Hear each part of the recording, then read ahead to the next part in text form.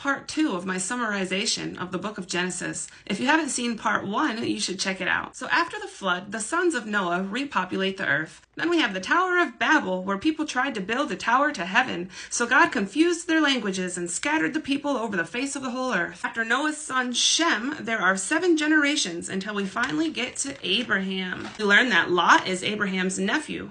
God promises to give Abraham and his descendants the land of the Canaanites. Abraham and his wife Sarah went to Egypt and acquired some wealth, and then they left. They went and lived in Canaan, and Lot lived near Sodom. War broke out in Sodom, and Lot and all Lot's possessions were plundered and carried away. And Abraham rescues Lot. Then Abraham gets blessed by Melchizedek and gives Melchizedek a tenth of everything. Melchizedek is our high priest. It's Jesus in the form of our highest priest. Abraham got the privilege of meeting him and being blessed by him. And Abraham gives him a tenth of all of his wealth. Then the Lord promises the land again to Abraham and his descendants, this time listing all of the civilizations of people who live in the land and will be driven out, deleted permanently from the land. And again, we see that all of these civilizations of people are cursed descendants of the cursed Ham. Abraham becomes the father of Ishmael through Hagar, Sarah's Egyptian servant. And after this, even though Sarah is old, the Lord promises a son to Sarah and Abraham, and the Lord tells Abraham his plan to destroy the evil cities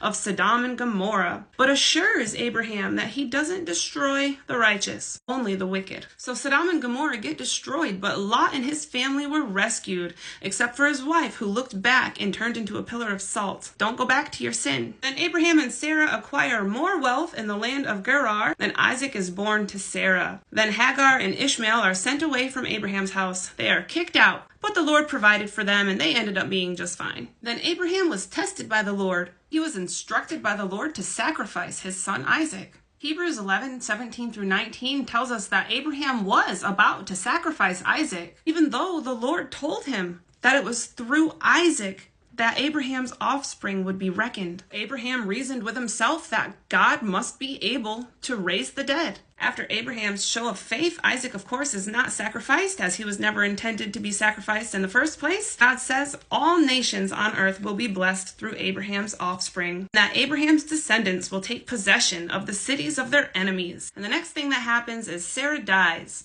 and then an old Abraham makes his highest servant swear to him to not let his son Isaac marry a Canaanite woman. Isaac is sent back to the homeland of his father Abraham and his family to find a wife. He ends up finding and marrying Rebekah. Then Isaac and Rebekah have Jacob and Esau. Stick around, part 3 is coming next.